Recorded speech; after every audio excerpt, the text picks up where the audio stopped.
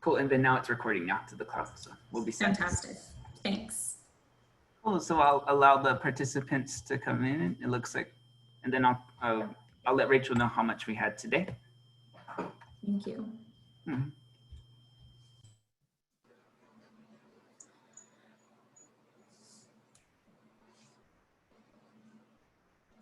Good morning, folks. Thank you for tuning in to today's Law and Mental Health webinar. In about 2 minutes or right at noon, we'll start with the announcements and then we'll get started with the presentation. Thank you, everybody, once again.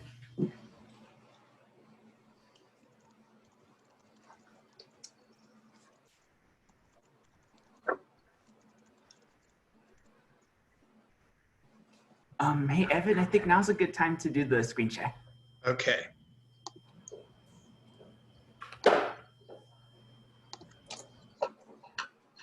Okay, can you see the presentation? I can. Okay. Perfect. All right, so I'm gonna mute myself to prevent feedback, and then I will go full screen with the presentation. Perfect, sounds good.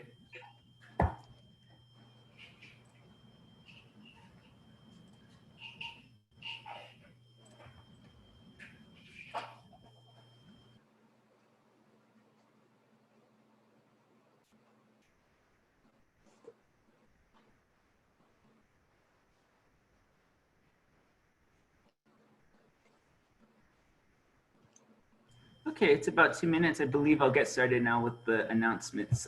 Good morning, everyone, or good afternoon. My name is Anthony Humetua. I belong to the University of New Mexico's Division of Community Behavioral Health. And today I'll be your host for today's Law and Mental Health webinar. Thank you all for tuning in. Today we'll have the Honorable Judge Martha Vazquez be our presenter today. Today's topic is the role of forensic psychologists in a criminal courtroom, perspectives from a federal judge. Looks like we've got 168 participants now, but I'm sure the number will increase as the hour gets up or as soon as we get closer to noon. Some quick questions regarding the continuing education credits. In order to receive them, those that are eligible for them, I'll be sharing them in the chat about 5 minutes once the presentation is nearing its completion. Please know that you have to attend the full hour to receive it. Be on the lookout, it'll be in the chat. If you have any questions, please submit them in the Q&A section. Towards the end of the presentation, my colleague Julie will be reading them out loud for those that wish to have their questions answered. All right, it looks like it's almost getting real soon. Julie, do you have anything else to say? Yeah, thank you. I'd like to welcome you all to the University of New Mexico Law and Mental Health Didactic Series. This series is hosted by the University of New Mexico Department of Psychiatry and Behavioral Sciences and the New Mexico Behavioral Health Services Department. We're so glad to have you all join us here today. My name is Julie Brovko. I'm an assistant clinical professor in the Department of Psychiatry and Behavioral Sciences. I'd like to first remind you to please join us next week. At that time, Nicole Duranzo will be presenting Veterans and Criminal Justice Involvement, Fostering Understanding and Effectiveness. Next, I'd like you to know that we'll be generally holding questions until the end of the talk. Please ask them in the Q&A anytime you feel comfortable, but just note that we're not going to get to them likely until the end. For those of you that are on a tight schedule but still need your CEUs, I'll let you know when the hour has passed, but we will be staying on longer to address questions. But to qualify for the CEUs, you only need to stay for that hour. So now it's time for what we've all been waiting for. I'd like to introduce to you our speaker for the day, the Honorable Martha Vazquez, Judge of the U.S. District Court for the District of New Mexico. Judge Vazquez was nominated for appointment on August 6, 1993 by President Clinton. She received commission on October 1st, 1993 and was sworn in on October 6, 1993. She was elevated to Chief Judge in 2003 and served in that capacity until 2010. I'm also proud to say that Judge Vazquez is a native Californian like I am. She was born in Santa Barbara, California. Judge Vazquez, on behalf of the University of New Mexico, the Department of Psychiatry and Behavioral Sciences, and New Mexico's Behavioral Health Services Division, I'd like to welcome and thank you so much for presenting today. We're so grateful for your time and expertise, and I'm going to turn it over to you. Thank you, Dr. Brovko. Good afternoon, everyone. When Dr. Brovko called me, I was very excited for the opportunity to be able to speak to all of you. This is a topic that is very dear to my heart in New Mexico, in federal court, in all federal courts in the country. People that are charged with a crime serve very long sentences. This isn't like state court where defendants get probation. This isn't like state court where defendants have the opportunity to serve a few months and get to go home. In federal court, our sentencing laws are extraordinarily harsh. And many times, people that are charged in federal court with a crime are shocked to hear that the amount of time that they are looking at is basically for the rest of their youth. It's an amount of time which deprives them of being able to raise their children. It's an amount of time in which the punishment basically breaks the bonds of family. Over 90% of the people that are charged in federal court plead guilty. It may even be over 95%. I don't have the exact statistics. But most people that are charged with a crime don't go to trial, but plead guilty. 80% of individuals in federal court that are charged with a crime go to prison. Many times, the very first time a judge sees an individual for purposes of sentencing is on their sentencing date, which is why the information about an individual's background is critically important. And that is why I'm here. And that is why the reports that we request from you and the information we provide is so vitally important to the process of sentencing, to the entire process of the criminal justice system, not only in federal court in New Mexico, but in all federal courts in the United States. In today's hour, I don't have time to go over every stage of the criminal proceedings in which we utilize the services of psychologists and psychiatrists. I'm going to focus on a couple of areas, but I will touch upon basically all of the different points in the criminal justice system in which we rely upon the services, the information, and the assistance of individuals such as yourselves. Of the individuals on post-conviction supervision, which is those individuals that have already served their time, that are released from custody and that are now in the community. Judge Vazquez, yes. We're having a little bit of issue with the sound. Do you either try getting closer to your mic or just speaking up a little bit, please? Sure, let me try. Thank you. Okay. Of those individuals that we supervise, which means that these are individuals that have already served their prison sentence and are in the community for supervision. And what that means is that in federal court, we do not have parole.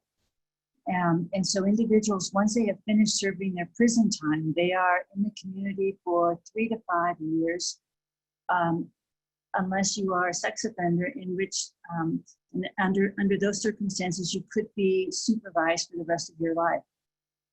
Those individuals, 46% of those individuals have documented issues with mental health. Pretrial supervision are those individuals that are charged with a crime and have not been adjudicated guilty yet. Those individuals, the percentage that have documented mental health issues are 40%. Those numbers are low. My sense is that it is at least half, if not higher. And I'll be talking more about our population in a little bit, but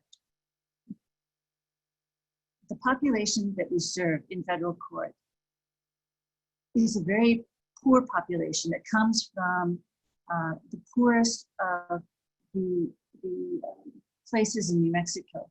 We have, as you know, 19 Indian tribes in the District of New Mexico.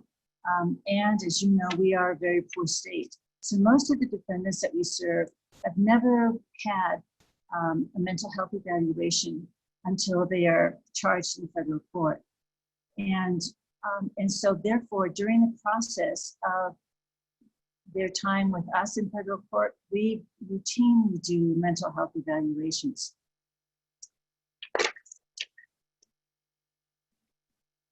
Competency is the first time that that we have contact with mental health professionals such as yourselves. And the way that that comes up in the process of a criminal case is that generally either a judge finds that a defendant and in his first appearance in court is not understanding what is going on. Either the defendant is very distracted and the judge can't get the defendant's attention at a first arraignment, a first appearance hearing, or the defense counsel notices that the defendant isn't understanding what is being said.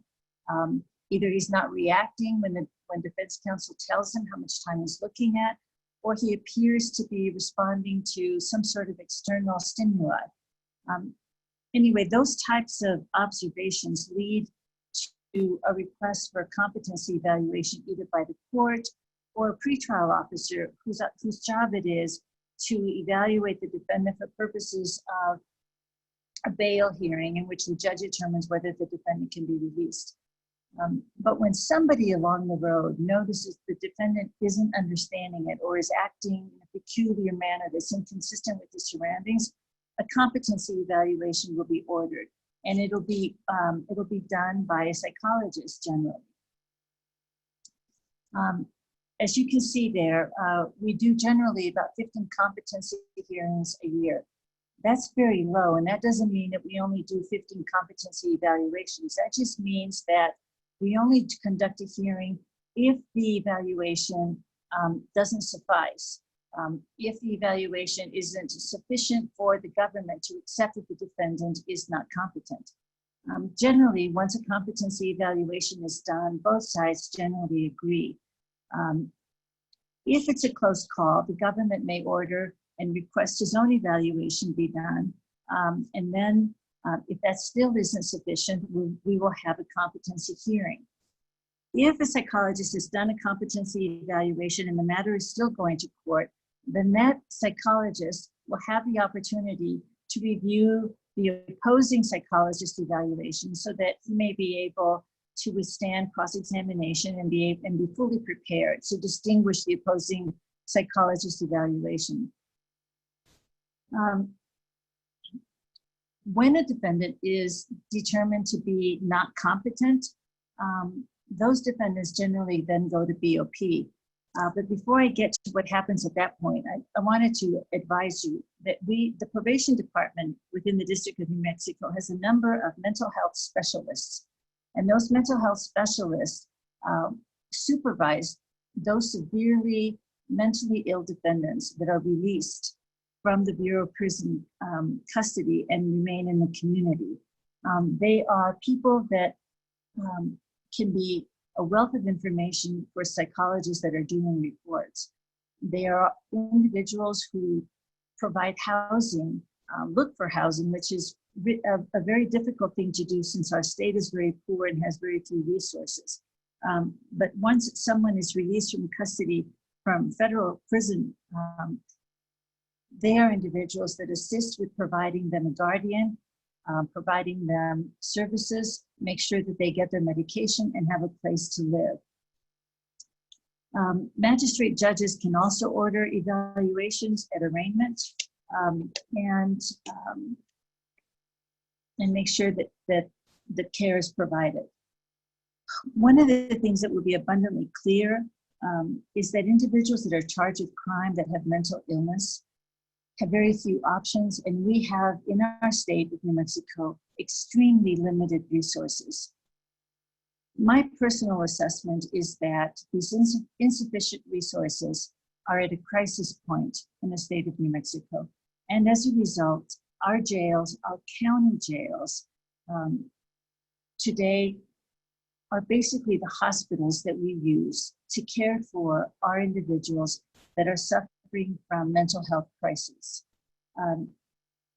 It is an inappropriate state of affairs because jails are simply not equipped to provide the medical care, the mental health care that people that are suffering from a severe crisis need. Most of our jails have 2 to 3 nurses to provide care for over 1,000 individuals. Most of our jails do not have a psychiatrist there. They may have a psychiatrist on a contract basis, but they don't have someone present. You all know better than me that individuals that suffer from severe mental health diagnoses get worse in an environment in which they are under stress. Jails are certainly that environment.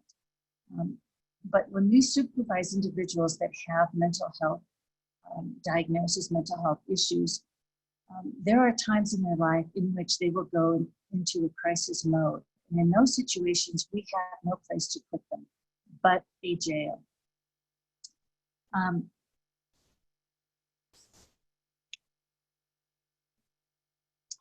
That is why the probation office in the state of New Mexico has mental health specialists to allow us to have them consult with their supervising probation officers and help them get the help that they need.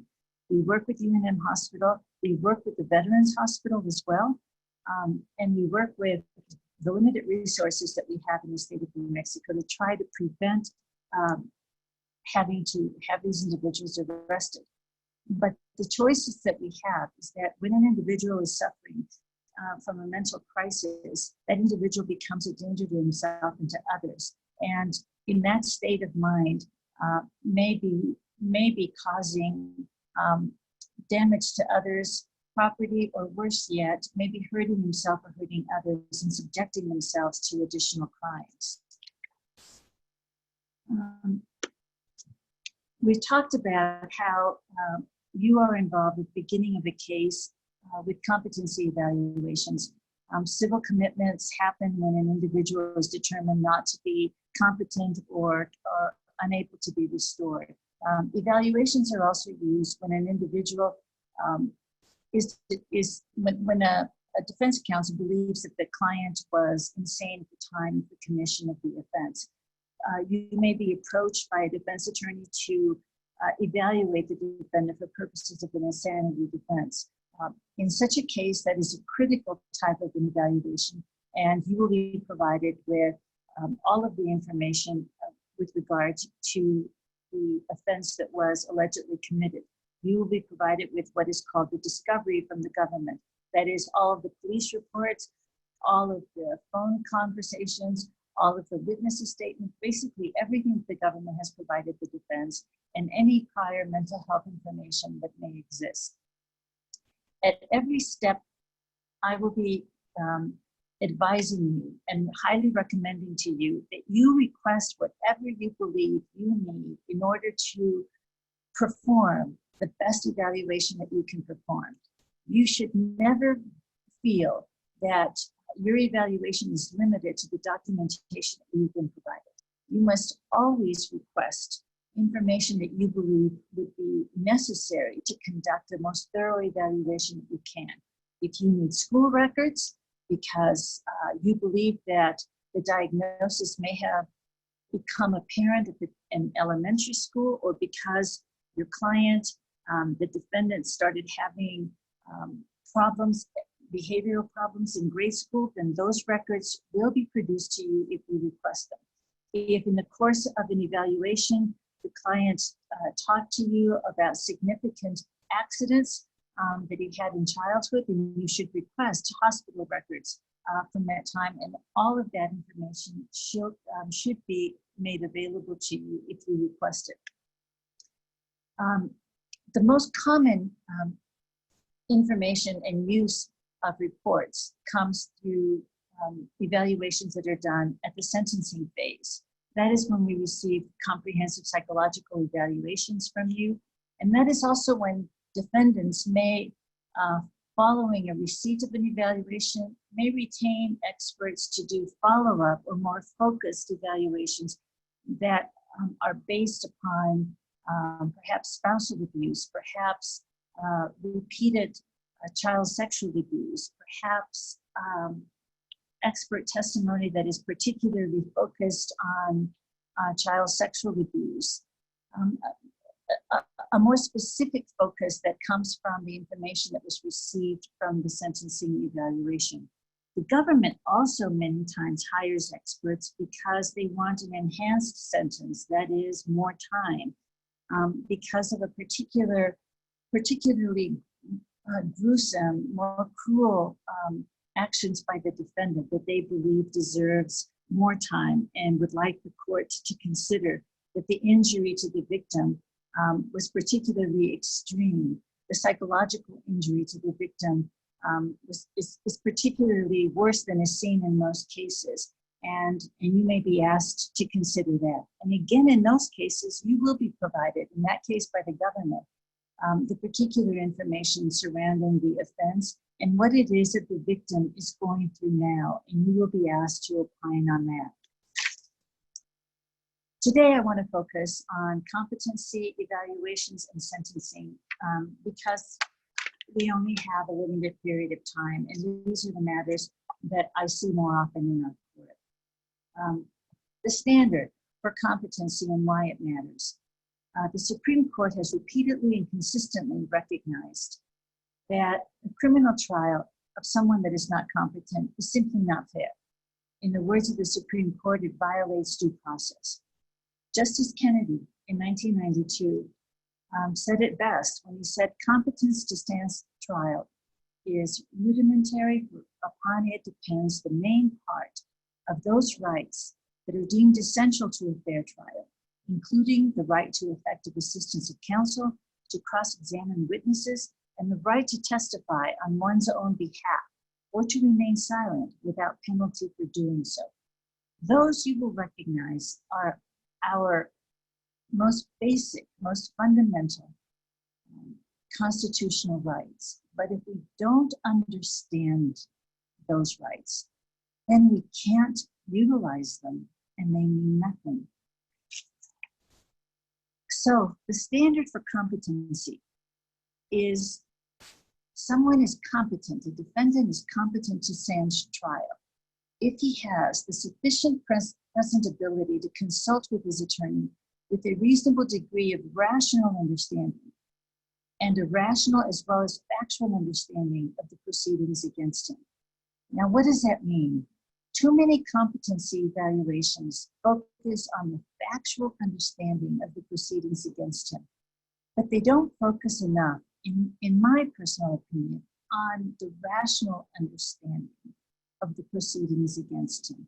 And that is why I wanted to talk to you today about competency evaluations. I already talked to you about when these things come up and how they come up and how someone notices that something is amiss with the defendant. If reasonable cause exists, it's ordered. A competency evaluation is ordered. And it's ordered locally with any of you. If for some reason a competency evaluation cannot be done locally, then it's done through the custody of the Attorney General at a BOP facility. Most of us prefer not to do it this way, not to send a defendant from a local county jail to a BOP facility because it's far. It's not like on TV that a defendant boards a Cont'd plane and he goes from Albuquerque to a facility. Generally, they go to a transfer station, and generally it's by bus, or they wait until they get a bunch of inmates that can fill up a BOP plane, and then they go to another state, and then they stay there for a period of time until they can again have a bunch of inmates boarding a plane so that it's worth their cost, and then they take them to a medical facility. So the process can add another 2 months. And if someone isn't doing well, you know, as practitioners, that it increases the stress, and by the time they get to a facility, they're even in worse shape than they were when someone thought there was something amiss. So we all prefer to have it done, the competency evaluation, to have it done locally, so the people our defendants don't get even more scared and more stressed out. Now, what are the components of the report? What should a report include? These are the basic things that a report should include. You've got to talk about a defendant's history and what kind of symptoms you're seeing. Now, if a defendant is in really bad shape, they may not be able to provide you their history, you know, where they went to school, where they were born, whether their parents are still alive. And that kind of thing you may have to get then from defense counsel or from the probation officer, or you may not be able to get it if they don't have that information yet, if this is his first arrest and you don't have that information. But that, of course, is also telling then and may be indicative of the lack of competency. But these are the basic things that have to be included. The testing that you do. Now, keep in mind that even though we may have seen a bunch of reports, we aren't the experts, and so your testing and your test results need to be explained to us. Their importance and their significance need to be explained to us in terms that we understand, so that whatever your determination is, the basis of these exams and these results can be apparent to us in your conclusion. Your findings need to be included in there, and your opinions as to diagnosis, but also as to prognosis. You know, is this lack of competency something that we can fix? What does it do to? These are critically important in terms of what happens in this case. The do's in terms of your competency evaluation. What we're looking for in a competent defendant. It's more than just having a defendant memorize what a judge does. What does a prosecutor do? What does a defense attorney do? What's a plea bargain? What's a misdemeanor? What's a felony? Many times competency reports just have the defendant memorize all of this stuff. You know, I'm supposed to be quiet, I get that. I'm supposed to write down questions to my attorney so that I don't disrupt the proceedings. Some people believe, even BOP psychologists believe, that that's it. That makes you competent. As long as you know that you're supposed to be quiet and know who everybody is in the courtroom, and oh yeah, the jury, yeah, they decide whether I'm guilty or innocent. And that's typically what I get in some competency evaluation. But is that enough?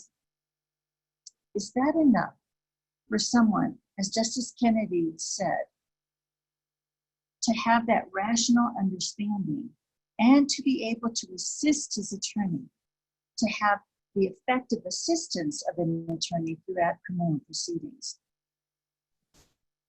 I don't think so. I don't think that allows that defendant to be able to fully participate in those proceedings and to be able to assist his lawyer throughout any criminal proceedings.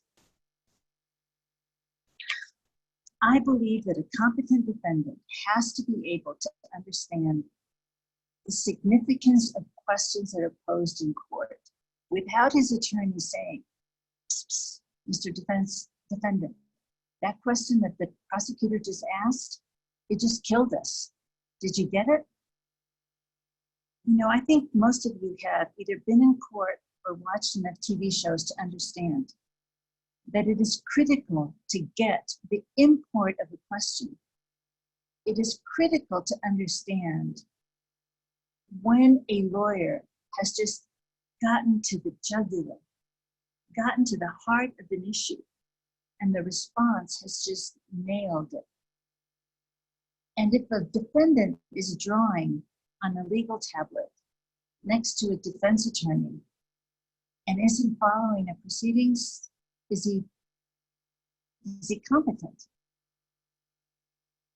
All of us have watched enough TV or been in courts long enough, frequently enough, to understand how quickly the proceedings go. So is it enough that a defendant knows where everybody sits, or is more necessary? I've gotten evaluations from BOP that say, "Judge, this guy can handle it, you know, as long as you take enough breaks during the proceeding." Well, I don't think any of us have ever seen a proceeding in which a judge says, "Okay, break time," Mr. Defendant, get off the witness stand. Mr. Prosecutor, we're going to stop before he answers that deadly question that just went to the jugular so his attorney can explain to him how, if he answers it, this is going to be the end of this case. That's unrealistic. It would be terribly unfair to stop the proceedings and do just that. I think we all appreciate that trials are like athletic events in which momentum is built up, in which some, team A is doing really well and team B is unable to get momentum during an event, and you lose your last time out in order to stop that momentum, in order to be able to win this game. And it would be unfair for a judge to keep calling timeouts to give the defendant a chance to, quote, get it. And that's the concern that has to be addressed in a competency evaluation. Is the defendant going to be able to effectively assist his attorney and say, during examination of a witness that was present during the scene of the crime, and say to his attorney, that's not correct. The light was not red, the light was green, or that's not correct. The door was not open, it was closed. And that is what it means to effectively assist your attorney during a proceeding. Now to the do's. What's helpful in a competency evaluation report? What is the lack of knowledge that the defendant has? What does it do to? If the defendant doesn't know, where anybody sits or what the function of a defense attorney is, if he thinks the prosecutor is his attorney, if he's totally confused about that, what does it do to? Is it due to the fact that he quit school in the 9th grade and he never got a civics class because he went to a terrible school because he's so poor and he wasn't taught that class? Or is it due to cognitive impairments or to a severe mental illness? And is a severe mental illness something that can be addressed? Can it be treated? Can we give this defendant medication and, a pretty hefty course in civics? And can that do it? That's part of your job, is to assess that.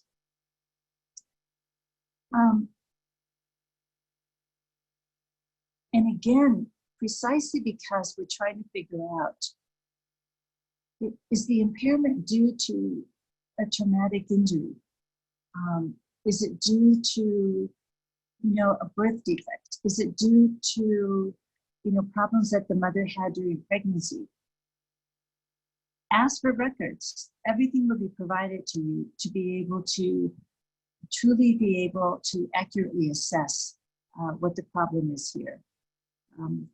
The best evaluations are evaluations in which you quote from the defendant's own statements when you are asking him questions. It's difficult when the evaluator is summarizing what the defendant is telling them, because then we can't tell how much of this really came from the defendant or how much of this was an impression. This isn't the place to put your own impressions. It's important that you quote from the defendant when he is answering questions about what he understands about the process. About don'ts, what's not helpful in an evaluation.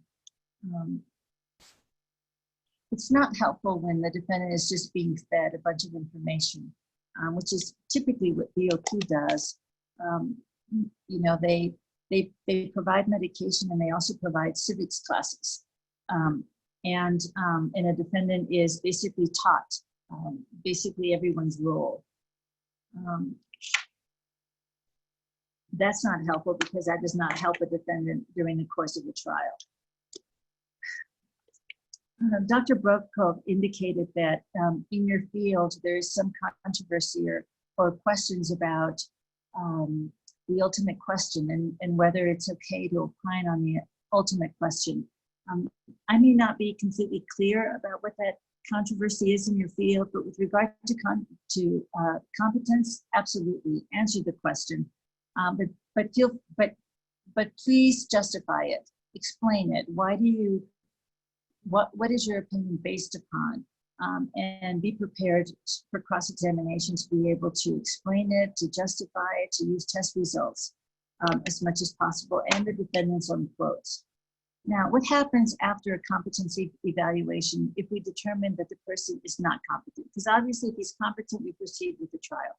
But if he's not competent, everything stops. There is no trial, there is nothing further, the criminal case just stops. It doesn't go away, it does not get dismissed, it just stops. And then the question becomes, can he be restored to competency?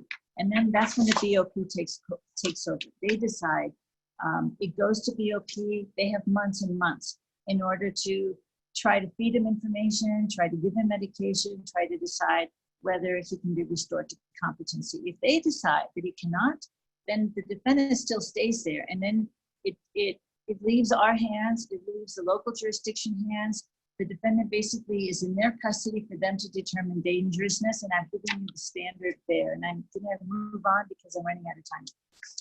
But the danger there is basically that because we don't have resources in the state of New Mexico, the defendant is basically swallowed by the Bureau of Prisons and by the jurisdiction wherever the Bureau of Prisons is located, where the defendant is, and they basically take over.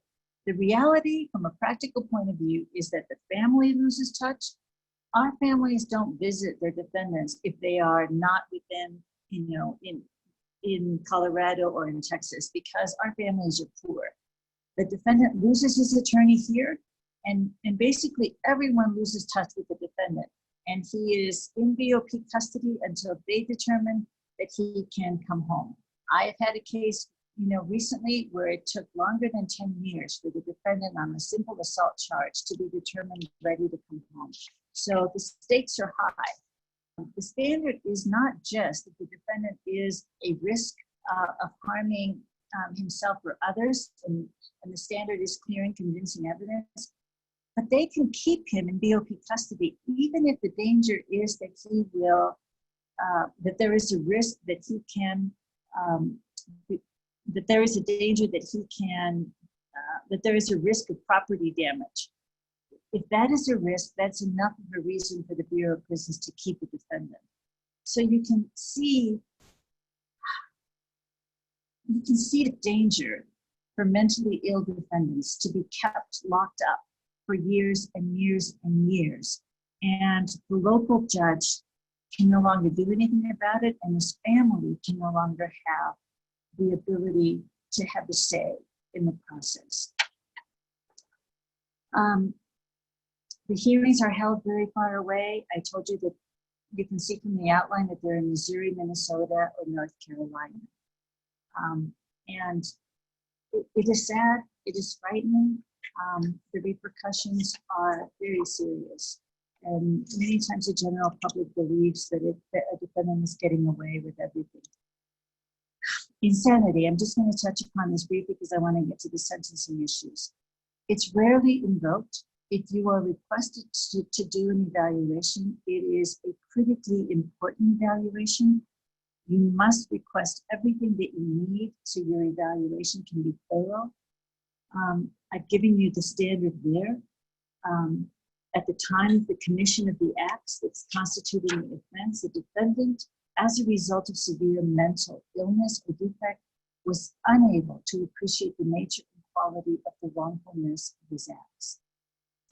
It's a burden on the defendant. The defendant has to affirmatively raise it and establish it. Now, the heart of my presentation, I wanted to be on sentencing. We are in the top 3 in the entire nation in terms of the number of criminal cases that we have. I've told you that 80% of folks go to prison. 90-some% of all of our cases plead guilty.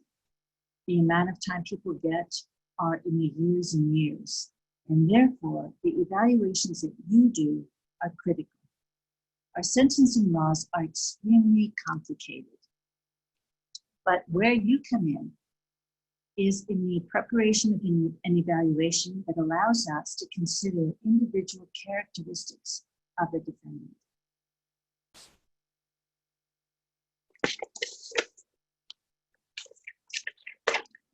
There are many things that we have to do before we even get to how much time is someone looking at.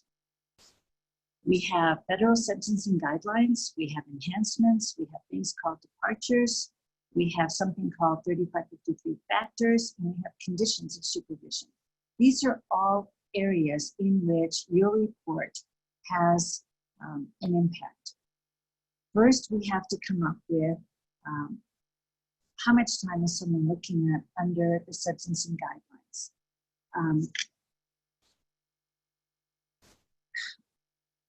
I've given you just a portion of the sentencing table.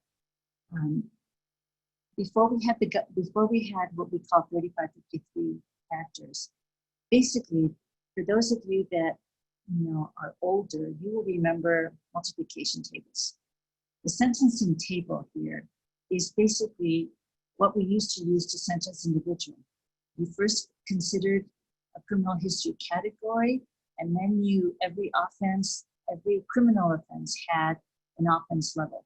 And wherever your fingers met, that's basically what a person's sentence was. Unless he was subject to a mandatory minimum, and in which case that trumped the sentencing guidelines. Our defendants come from extremely poor backgrounds. Our defendants don't look like you and me. Our defendants don't come from the kind of lives that most of our judges come from. Our defendants don't go to prep schools. They don't go to schools where they have a bunch of counselors available to them and where there are a bunch of school nurses that are there to diagnose when someone has ADD, or if someone needs to go see a school counselor or should be referred to, medical services and get medication. That's not the reality for most of our defendants. And therefore, when they get into trouble in federal court, they've usually gotten into trouble in state court many times and have a significant criminal history. So it's not unusual for them to be in the more serious criminal history, which is the top, maybe 4, 5, 6 on the criminal history table. Your criminals, the sentencing table that I've given you shows Zone A and Zone B, but doesn't show the bottom of the table, which is where people that are facing 10, 15, 20 years are at. Where you come in is that once we have a person in the sentencing table that is looking at, 10, 15 years, we can say, okay, they're looking at 15, 20 years, but psychologist A, tell me about their life. Tell me whether there are any mitigating factors that I can consider so that I might be able to vary from the sentencing table. And your evaluation then will allow us to look at that. And I've given you an example of section 3A 1.2, which will mean nothing to you, but it gives you an example of how much you can add. A 6-level enhancement adds a lot of time to a defendant. And in this case, were it not for an evaluation that educated me and informed me about this defendant, he would have gotten a lot more time, because this defendant pled guilty to knowingly assaulting a police officer. And because it was a police officer who was the victim in this case, there was a significant increase in his jail time. But the evaluation explained to me that because this was a chaotic arrest, and because the defendant in this case had a pretty slow processing speed, and in a chaotic arrest, this person was unable, because of the slow processing speed, to really have an opportunity to make a wise decision. It involved complex decision making, and he was in the borderline range, and it affected his ability to really think through this arrest and what he should do and how he should handle it. That was a critical factor that really had an important bearing to me in my decision about what the appropriate sentencing should be. Without the evaluation, that factor would not have even been considered in the defendant's evaluation. And therefore, it was an important consideration, and it reduced his sentencing. Another example is one that is commonly used or commonly considered, but very rarely does a defendant qualify for this, and that is diminished capacity. And I define it for you there. The defendant has to have committed the offense while he was suffering from a significantly reduced mental capacity, and it's that reduced mental capacity that contributed substantially to the commission of the offense. It sounds like it would apply in almost every criminal case, but I have to tell you, it rarely applies. And a practice pointer here is, don't opine on this unless you're asked to opine on this, either by the court or by defense counsel. And if you have a question, talk to the probation officers. Our probation officers are pros on the sentencing guidelines, because I have had evaluations by evaluators that talk about specific intent, that talk about diminished capacity, that talk about everything when they were only asked to do a sentencing evaluation. And the problem with that is that it really affects the credibility of the evaluator when they opine on everything that they have not been asked to provide an opinion on. It so happens that diminished capacity applies in very few cases because the defendant has to, it doesn't apply in cases where the offense is a violent offense. It doesn't apply in cases where the defendant voluntarily used narcotics or alcohol. And as you know, most of our defendants involve cases in which they are addicted to drugs and therefore voluntarily use them during the commission of the offense. So there's a very high bar to meet, and the departure applies rarely, but it is an important one to consider if in fact it is applicable. One thing that we have, thank God, that we are able to consider are what are called 3553 factors. I list them all for you there. When you are asked to do a sentencing evaluation, these factors must be addressed in your evaluation. And the information that you will need to evaluate, to include them in your evaluation will be provided to you, either by the court or by defense counsel or by the probation office, whoever it is that requests the evaluation from you. The court has to consider these, and the court is supposed to expound on them in the decision that is made in the courtroom. This is individualized information about the particular defendant and allows the court to consider how these may have affected the defendant in the commission of the offense. The first one, with regard to the nature and circumstances of the offense, this is basically the bread and butter of your evaluation. And it allows you to ask the defendant to tell you about his childhood. I have to tell you something that I found very interesting about this, is that a lot of defendants, when they are asked by the psychologist, what was your childhood like? They'll say, good, which is astounding to me, because those psychologists or even probation officers that establish a good rapport with the defendant maybe will not ask it that way, but will say, tell me about your childhood. And after defendant thought his childhood was normal because everybody in his neighborhood had the same childhood, but after the defendant says it was good, when you ask him to describe it, you will find that this defendant raised his own siblings. This defendant protected his siblings from indescribable violence. This defendant went out in the streets to try to find food for his siblings. This defendant's mother brought in all kinds of males, to sexually abuse siblings. This defendant was basically so young when he was on his own, and it is unimaginable how this defendant is even as normal as he appears. This defendant was beaten by his parents from a very young age, and you can get hospital records if you request them to substantiate the incredible abuse. Open-ended questions. will get you the kind of specific information that you need.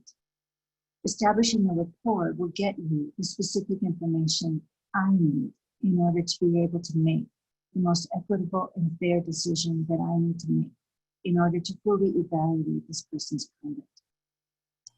This is important, and I know I'm running out of time, but I want to tell you that this is critically important because we can't let all of the people in the criminal justice system get numb to the fact that all of our defendants have lived unspeakable lives.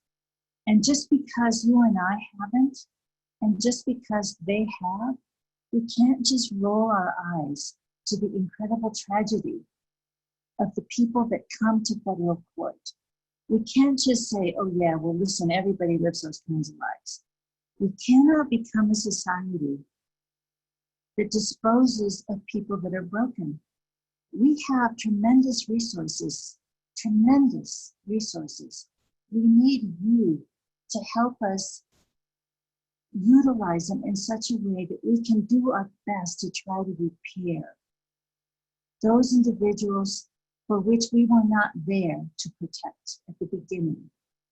And until we as a society put money into making sure that everyone, all of our children receive the same kind of resources, then we spend it now and try to fix them.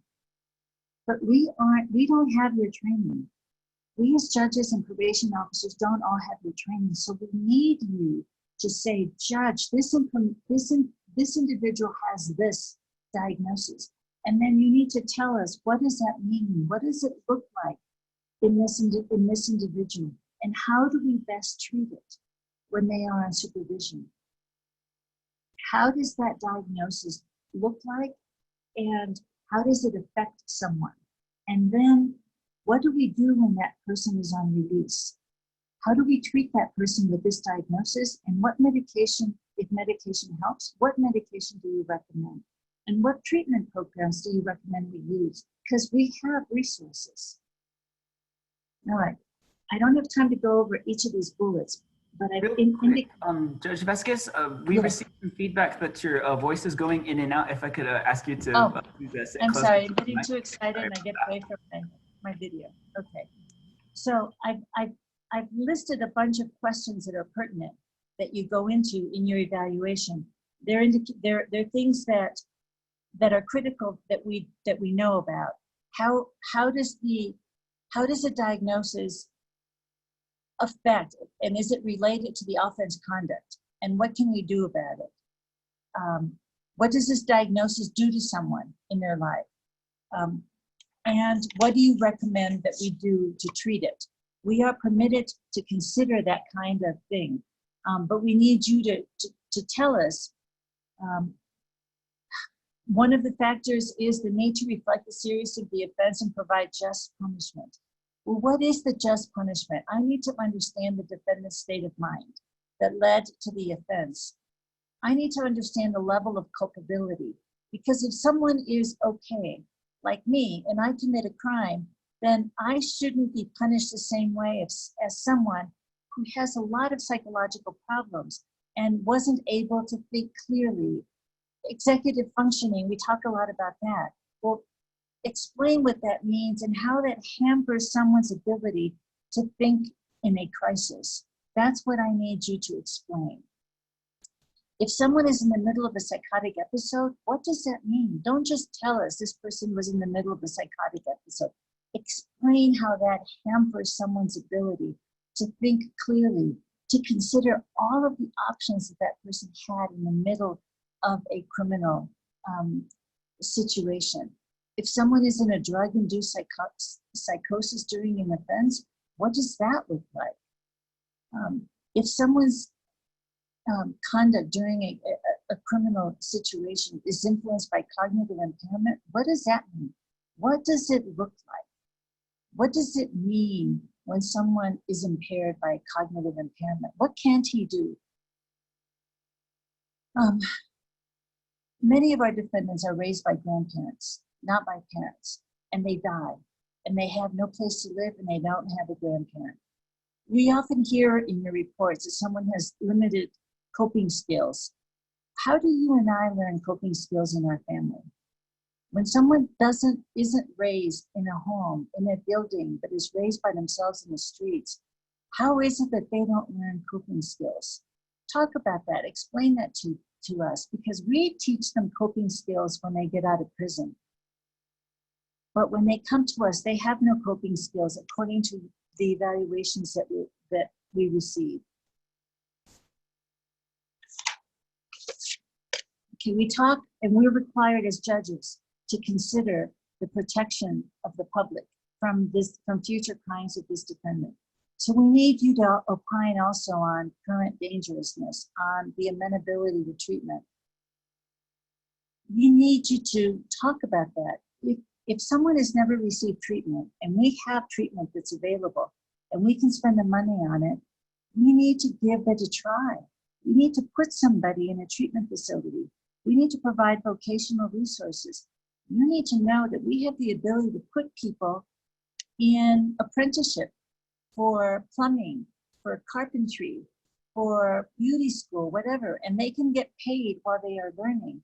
We have funds in the Second Chance Act program where we can get somebody tools that they need for a training program. We have a lot of resources, but we need your assistance that says, yes, this person is amenable to training. If you believe that they're amenable to treatment, we can try it with the assistance of a probation officer, with the assistance of electronic bracelets. We have the ability to do that. And if it doesn't work, then we restrict that freedom. But if we don't try it, then we never know if somebody can succeed with resources that they have never had before. But we need your guidance. We need your specific recommendations with what helps with this diagnosis, what helps with that diagnosis. And that's what we use, I want you to know. That's what we use your recommendations and your evaluation for also. Another consideration is the need to provide a defendant with medical care to accomplish specific treatment purposes. A judge can't simply say, I'm going to do X, Y, and Z because we don't have your background. So we use your evaluations to support providing a particular treatment plan. Medical care, the need to provide a defendant with medical care or other correctional treatment. BOP has the RDAP program, which is a residential program for addicts. But if someone's serving a 10-year sentence, they don't begin the program at the 10 years. They started in the last 36 months. So what's the effect of waiting 8 years, or whatever until they get to the last 36 months? Tell us, what is the effect of someone going to prison for 15 years and not getting any treatment until the last 36 months? I mean, I've had many defendants get so much worse in terms of their addiction and in terms of their physical health because they'll get no treatment until the last 36 months. Be specific in terms of the treatment that you recommend. What will the treatment do in terms of the defendant's history, and why do you recommend a specific treatment? Conditions of supervised release. This is huge. Defendants, I told you, are on supervision for 3 to 5 years. What do you recommend that we do while they're on supervision? Tell me what you recommend. Tell me what you think this person can do. Tell me what you think he will complete. Tell me where it's iffy. Also, tell me when you think it's overwhelming, because some of our defendants are on state supervision and federal supervision. Some of the defendants tell me, Judge, I can't do all this. It's overwhelming. It's stressing me out. Tell me with regard to a specific diagnosis, what you think is too much, so that we can maybe start certain conditions at the beginning, and then when something is completed, add more. We really rely upon your assessment of a particular defendant in terms of what they can do and what they cannot do. So understand that we use your evaluation as a guide, and then we update the evaluations and maybe do them again in 3 years or in 5 years. but your evaluations are critical. We're partners with you throughout the course of the defendant's incarceration, throughout the course of the defendant's association with me as their judge. I came here to speak to you because I wanted you to understand how important you are and how important your guidance is and your opinions are. I wanted to make sure to leave room for questions. So you've got the outline. I don't want to take up too much more. I'm not sure how much more time I have. I just want to leave you with the very important message that you are critical in what we do. And we are here to help all of our defendants who have received almost no help along the way. And we have the resources, and we have the will, and we have the commitment. And with that, I know I haven't covered everything, but I'm happy to, I want to touch upon one more thing. We have what is called a reentry program, which means that when people are released from custody, we have a program that basically says, what did you do in BOP? What can we do to help you? Do you have housing? Do you have a family still? Do you have anyone to help you? If not, we will help you, provide you with all of these things. And that's in a nutshell. I could go on forever, but I want to make sure that I answer questions. Thank you so much. I want to let everybody know that the link for CEUs has been posted in the chat. So go ahead and fill it out if you'd like. And go ahead and start with questions. So the first one I've got for you is, most practitioners are aware of the factual and rational prongs of DUSKI. In 20 to 30 years, evaluators have been more attentive to the issue of a defendant's decision-making capacity, which some scholars have termed decisional competency. When you're making a determination about a defendant's competency, how do you weigh information about a defendant's decision-making capacity? And how would you like to see this discussed in a report? I'm sorry, how do I weigh a defendant's decision-making competency? How do you weigh information about a defendant's decision-making capacity when you're thinking about competency, and how would you like to see this discussed in a report?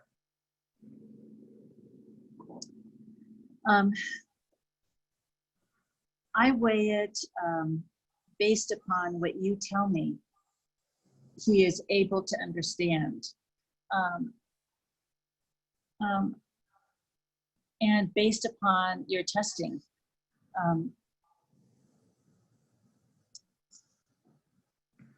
And the way I'd like to see it discussed is through an exhaustive examination of topics that you discussed with him. And an analysis of a lot of things are discussed, I know, in your evaluation. I mean, one of them is his IQ. One of them is whether there are neurological issues involved.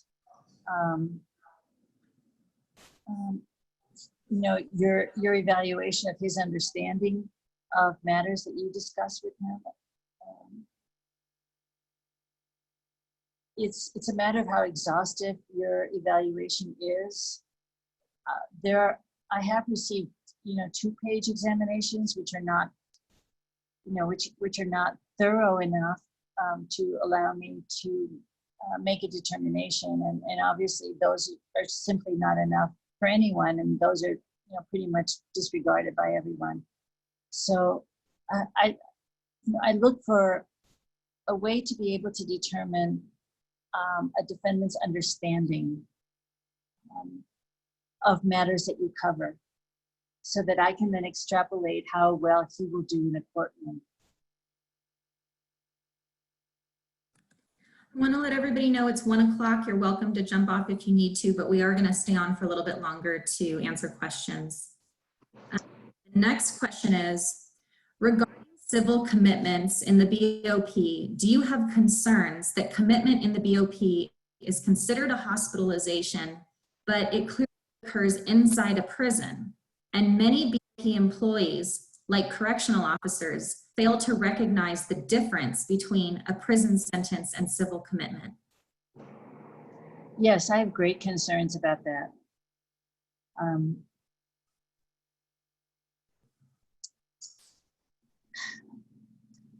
it's pretty much a closed off environment. And we don't really know, even judges don't know what goes on there on a daily basis. There are cells. I know that there are classes, there are civics classes, there's medication, there's observation. I know that there are recorded telephone calls between a defendant and family, if family calls, because they want to make sure that a defendant isn't malingering. And they are separated. They're not in general population, of course.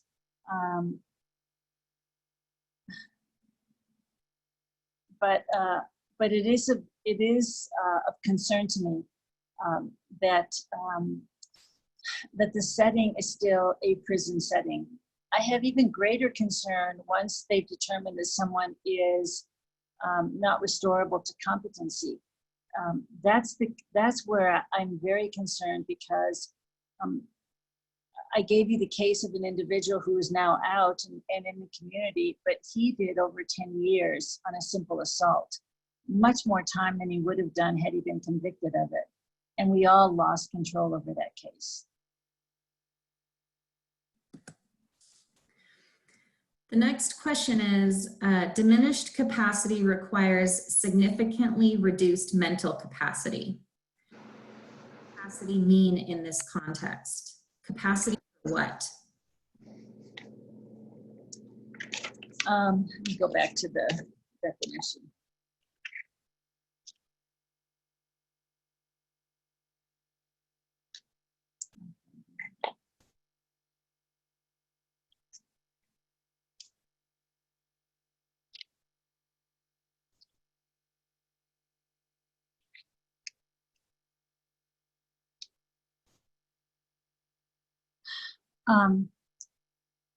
It would be the capacity to understand, to reason, to understand. I think going back to the consequences of your act, the wrongfulness of your conduct. It goes back to the insanity definition. It's usually used in the context of someone that is unable to establish the insanity defense. So this is a fallback to that. Thank you.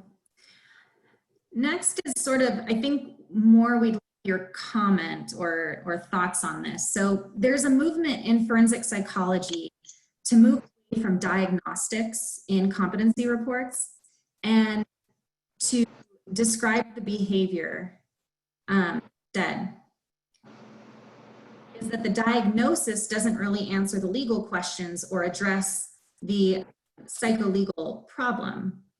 The description of the behavior in detail does. What are your thoughts on this? I'm sorry, you're cutting out, Dr. Brovko. Okay, I'll try this again. So there's a movement in forensic psychology to move away from diagnoses in competency reports and instead to describe the behavior. So the belief is that the diagnosis doesn't really answer the psycholegal question or address or it doesn't address the question or address the psycholegal problem, whereas a description of the behavior or the person's symptoms do. What are your thoughts on this? Well, I guess my question would be, if we are just describing the behavior, then how do we get to the question of, can this person become competent then? If we don't know what's causing the lack of competency.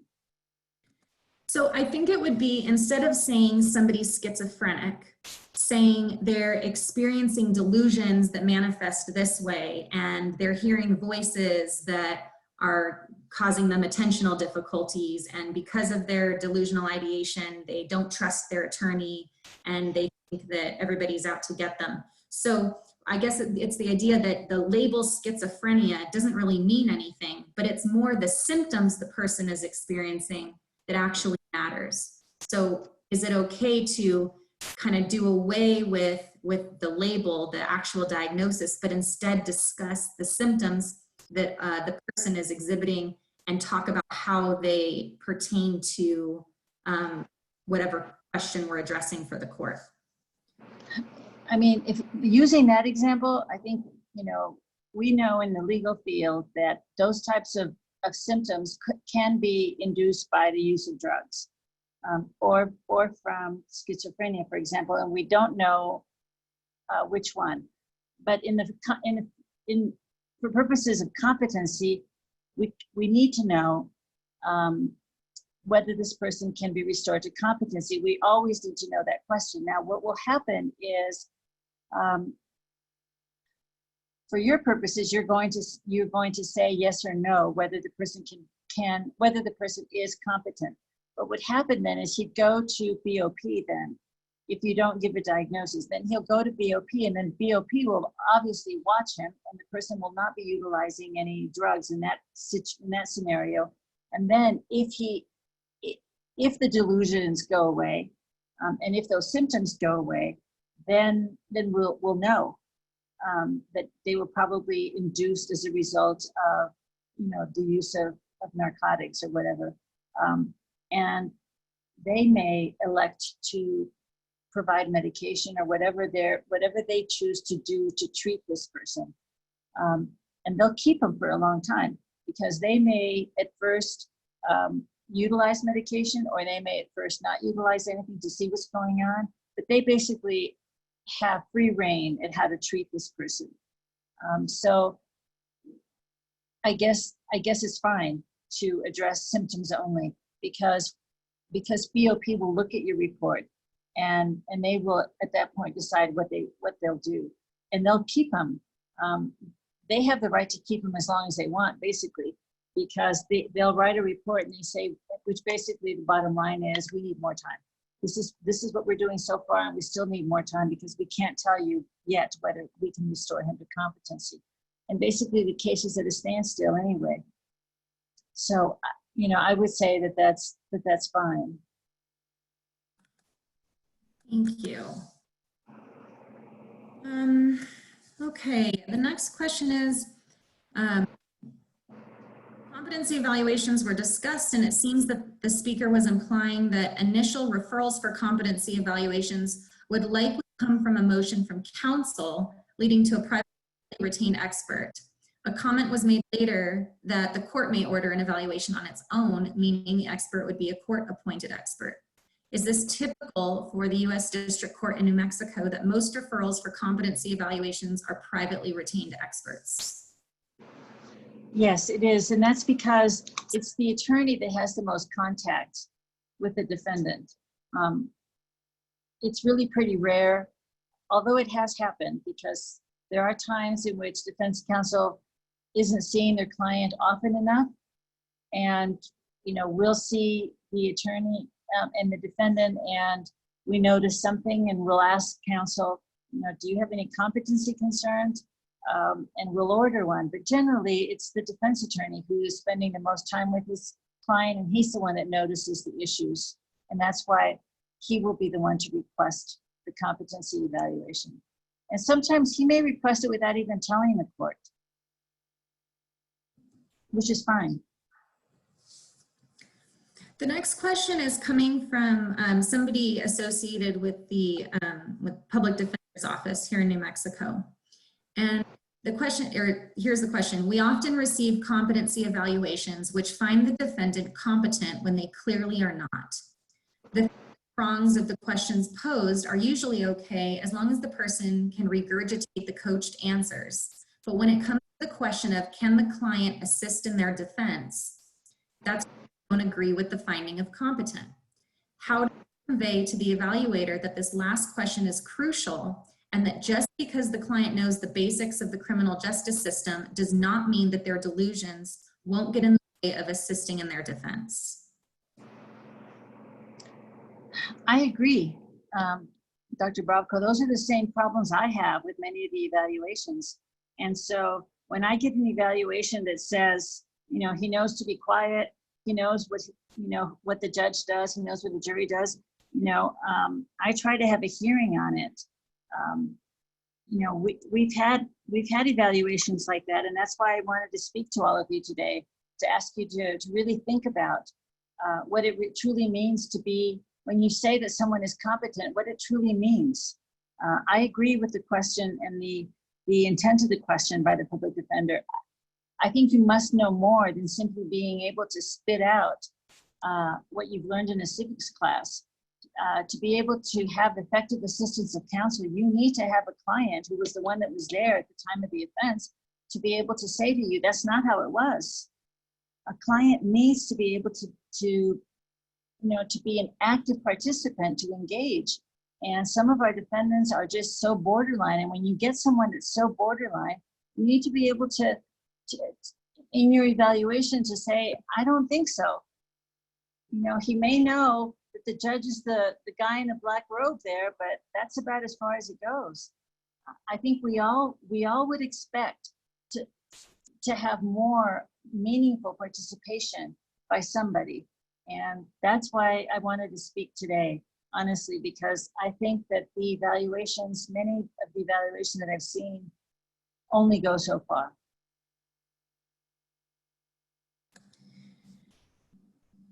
The next question is, if you don't feel that breaks for defendants have been a realistic modification attempt during court proceedings, what are some modifications that you have found helpful and more realistic for defendants who have cognitive deficits or mental health symptoms? Well, thankfully, I've only had one trial. And in that case, the competency was not raised. I've had defense counsel ask that I take a plea of guilty when they thought that their client was competent but was a little slow, so that I could very carefully go over everything with the defendant to make sure he understood. So the kinds of modifications are not in a jury trial, because I don't think you can make modifications in a jury trial. In a plea, I think you have to do open-ended questions, the way you would do an evaluation, I think. You have to ask the defendant, why are you pleading guilty? Do you understand why you're pleading guilty? What are you going to get out of this? So that you're not leading the defendant, you're asking the defendant what they get out of this, what their understanding is. And then, you have to watch out for a defendant turning around like this and looking at his attorney and trying to get the answer. And no, I don't want your attorney to tell you. I want you to tell me, what you think. And then I'll ask them, what did you do? What did you do that makes you guilty of this offense? And, if they can't tell me, then I don't take the plea. We just can't go forward, because they really have to be able to understand that they did something wrong. And the reason that they're pleading is because they're really going to get a tangible benefit out of pleading guilty. And if they can't do that, then I don't accept it. But I don't think in the course of a trial you can make modifications. You just can't. And you have to be careful, because the effective assistance of counsel standard is so low, that you basically just have an attorney sitting there and you can meet it. So it's just not fair. And the standard is fairness. So we have to be very careful. Next question is, what do the most impressive reports you have read have in common? And conversely, what do you least like to see in reports? I didn't get the, and conversely what? So I guess the question is, for the reports that you like, what common things do they have? And for the reports that are not helpful to you, what do those have in common? Okay. The reports I love are thorough. You can tell that the evaluator developed a rapport with the defendant, and they got the defendant to speak, because all defendants speak to a probation officer. But some of our probation officers are checking boxes, maybe not even looking at the defendant, and therefore get almost no information from the defendant. But psychologists that are doing a report are able to put a defendant at ease. Some of our defendants, I've seen in some of my evaluations where the defendant is almost bragging about being in a gang and all that. And by the end of it, they are at ease with the evaluator, and they're no longer this bravado, tough guy, but they're really able to show who they really are with the psychologist. And that's really extremely helpful to me.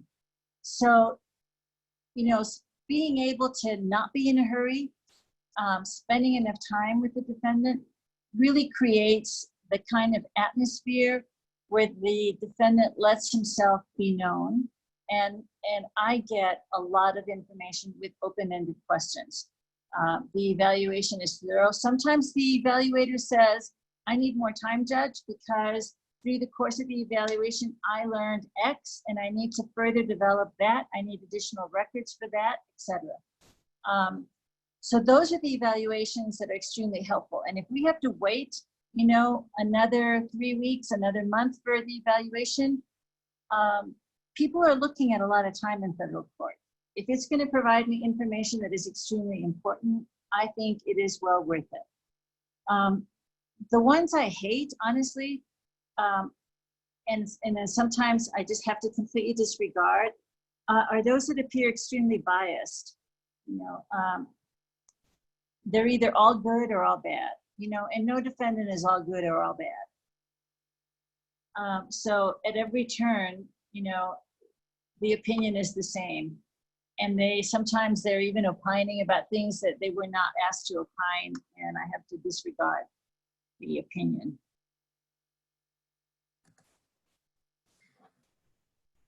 Could you clarify when a defendant would be examined for competency locally or sent, for example, to Springfield? When I first started my career many years ago, we used to send them to Springfield. And then I think the budget has been steadily diminishing in BOP, and now the culture has changed, and I think everyone agrees to do it locally. And so, you know, I haven't sent somebody to BOP for an evaluation in a long time.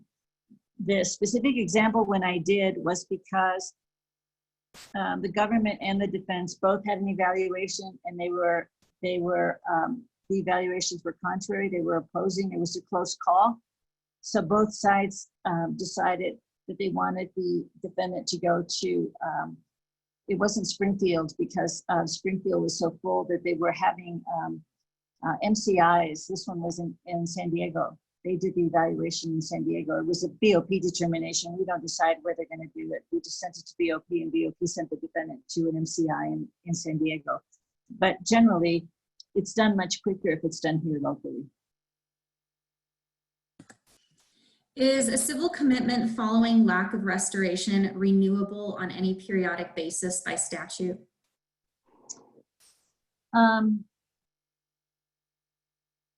You know, I don't think so. No, I'm wrong. I think it is. And I think a family has the right to ask for a status report and ask that it be renewed. But I don't have my statutes in front of me. But I think it is. The problem is that, you know, contract attorneys, CJA lawyers are appointed when there's something going on. And so they're no longer representing somebody that's in this limbo. And then families lose touch with their loved ones when they are in custody, especially if they're mentally ill. They no longer keep in touch with them. And our court, if it's one of our defendants, you know, we're no longer the court that has jurisdiction. And that's the scary part about these cases. But I do think that there is a provision for asking for another hearing. So today we've talked a lot about forensic psychologists. How does the information you provided pertain to forensic psychiatrists if the court decides to use them? The evaluations that psychologists prepare will say this person should be referred to a psychiatrist for an evaluation, or and we have not forensic psychiatrists, we have psychiatrists on contract with the probation department has psychiatrists on contract. So we will refer defendants for medication management purposes. Or your report may say, due to an injury here or due to some observations, I think this should be referred to a neuropsychiatrist. So we will do that. A forensic psychiatrist is not often used, but if there is a legal issue that comes up, then we will have one, either the court will appoint or one of the attorneys will appoint for purposes of testimony in the case. But not often does that issue come up.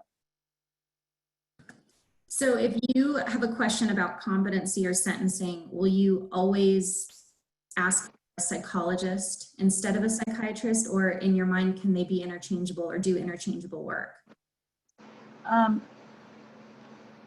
Yes, I suppose they can, but I don't know very many forensic psychiatrists that work in this area.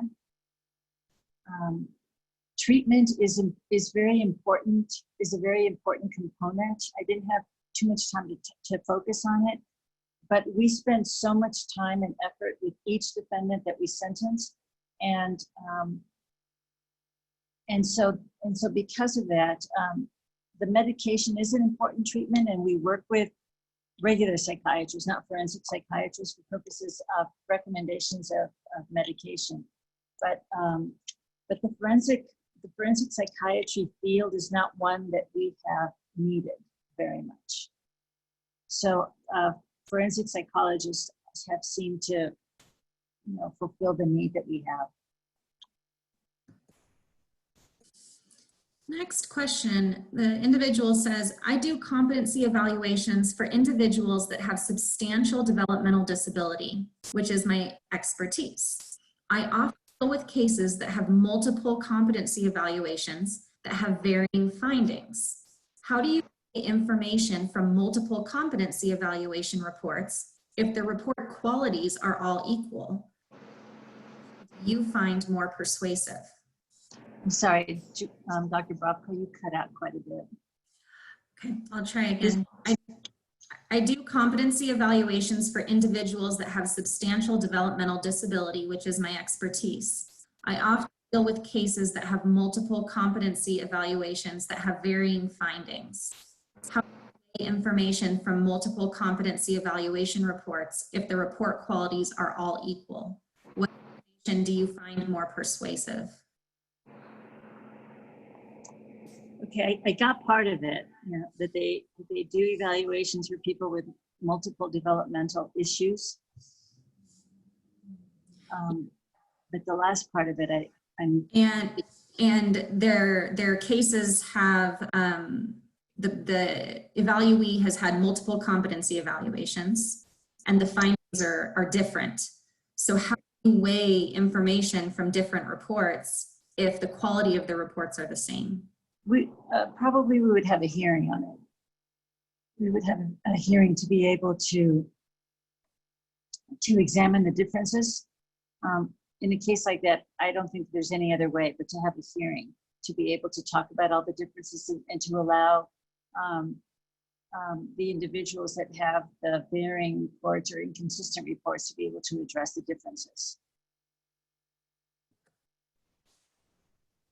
The next is, how would an expert be identified for federal competency, sanity, mitigation, etc., that has experience on the state level? How would an expert be identified that has experience on the state level? Yeah. Well, generally, the way we select experts is by word of mouth, by the reputation in the community. Generally, we ask counsel who they recommend, and if both sides can agree on an individual, then that individual will be asked to do the evaluation. The work product, so if no one has heard, you know, of a particular psychologist or psychiatrist, we will show them a work product from another case with the names blocked out to see if, you know, the work product that they believe is you know, an excellent work product, and then they'll agree to it. But generally, that's how we do it. We do some homework and we try to find out about someone's reputation and work in a particular field. Or sometimes we call UNM too. And some of our experts are out-of-state experts as well.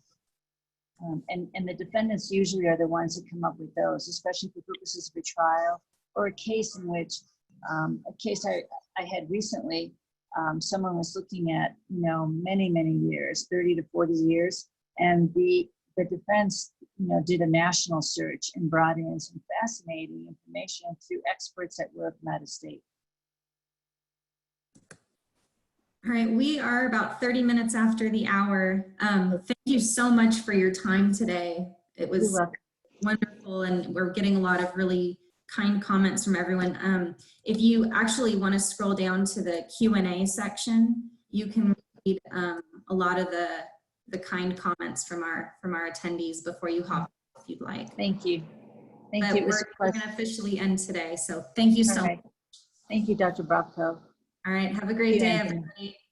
Thank you. Thank you, everybody. Thank you, everyone. Thank you for tuning in to today's Law and Mental Health webinar. Thank you, Honorable Judge Vazquez, for the wonderful presentation. You're welcome, Anthony. Thank you for all your help. The slides came out really good. Next week's presentation, folks, is on veterans and criminal justice involvement. So we'll be here.